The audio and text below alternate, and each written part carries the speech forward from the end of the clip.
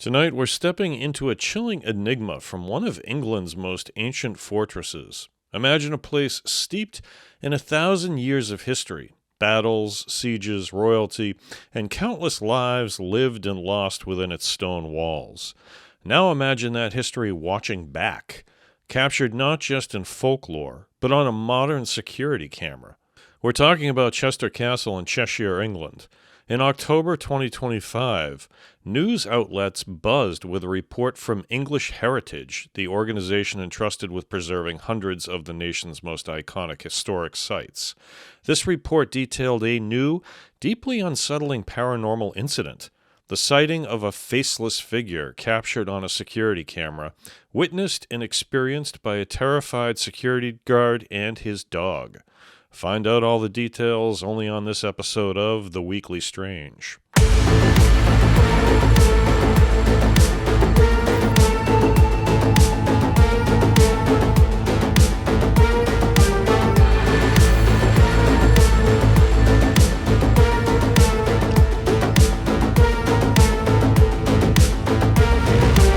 Hello, everyone, and welcome to The Weekly Strange. I'm your host, John F. Murs, author, actor, adventurer. So, this isn't a shadowy figure in the distance or a fleeting glimpse in a dark corridor. This is a story of a medieval phantom seemingly walking exactly where it would have in centuries past, challenging our understanding of what constitutes a haunting in the 21st century. To truly appreciate the significance of this encounter, we must first understand Chester Castle itself. Its foundations are literally built on centuries of conflict, power, and human drama. The city of Chester itself has ancient roots, originally established as a Roman fortress, Deva Victrix, in the 1st century A.D. The strategic importance of the site was recognized even then. The castle we know today was founded by William the Conqueror shortly after the Norman conquest of 1066, specifically Hugh de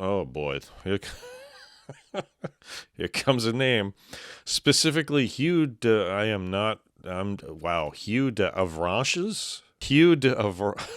Specifically Hugh de Avranches?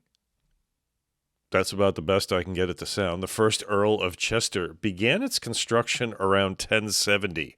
For centuries, it served as a key administrative and military center for the Norman earls, controlling a vital route into Wales. Throughout the medieval period, Chester Castle was a formidable structure.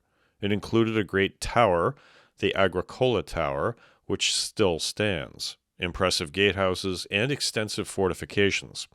It served not only as a military stronghold, but also as a royal residence and a courthouse. Kings, queens, and powerful nobles would have passed through its gates, and countless prisoners would have been held within its dungeons. During the English Civil War in the 17th century, the castle endured significant sieges, further embedding a history of conflict and suffering into its walls.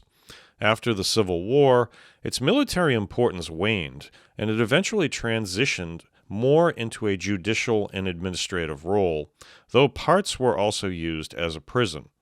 Much of what we see today, particularly the elegant neoclassical buildings around the central courtyard, known as Sheer Hall and Assize Courts, dates from a major rebuilding project in the late 18th and early 19th centuries. However, older medieval sections like the Agricola Tower and parts of the wall remain, acting as enduring links to its deep past. Today, Chester Castle is managed by English Heritage, an organization dedicated to preserving over 400 historic sites across England. Its role is to ensure these places endure and to share their stories with the public. This context is crucial, as the recent paranormal report comes from within this professional, conservation-focused environment, lending it a certain credibility. With over 950 years of continuous use and evolution, Chester Castle has witnessed an immense spectrum of human emotion, ambition, power, despair, imprisonment, justice, and death. This rich, often turbulent history makes it a prime candidate for lingering spiritual energies, or what we now commonly refer to as hauntings. Now, let's get to the chilling incident that made headlines in October 2025 as compiled and released by English Heritage. This wasn't a vague whisper or a fleeting shadow like we talked about earlier. It was an event that combined technological evidence with profound personal terror. The incident began when security personnel in a control room received an alert from a motion-activated security camera. This camera was strategically placed in front of the main castle gates, a key entry point, obviously, and critically directly over the spot where the medieval gatehouse once stood. This detail is important for the alleged nature of the apparition. The footage reportedly showed a strange, faceless figure, or a ghostly hooded figure, walking precisely in the area where the ancient gatehouse once commanded entry. The description of faceless, quote unquote, is particularly unsettling, suggesting a lack of discernible features, perhaps implying an ancient featureless cloak or a more ethereal non-corporeal entity. The figure was moving with purpose, almost as if on patrol, or simply traversing a familiar path from centuries past.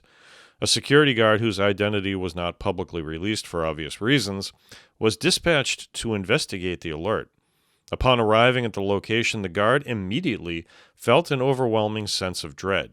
He reportedly described feeling 100 eyes on him, an intense sensation of being watched from unseen presences, and a few other things. This wasn't merely a jumpy feeling. The guard was reportedly genuinely terrified. Further lending credence to the unsettling atmosphere was the reaction of the guard's dog. This wasn't a small, easily spooked pet.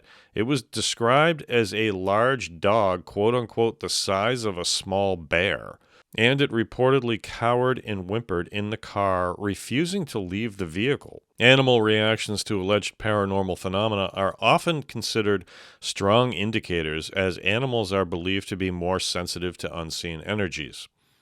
Despite the chilling footage and the intense personal experience, the guard found no one and no signs of forced entry after a thorough search of the locked castle compound. The figure had simply vanished, leaving only the footage and the lingering sense of unease.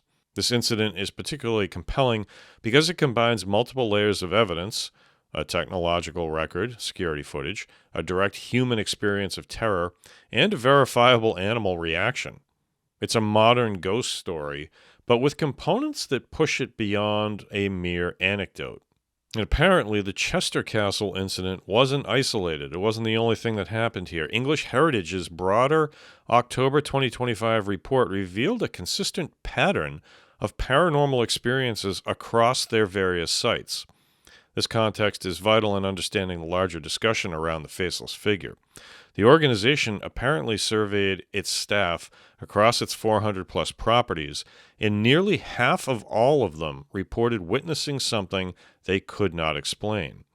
This is a significant percentage of trained professionals working daily in these historic environments. Among the other noteworthy incidents, there were reports from Bolsover Castle in Derbyshire.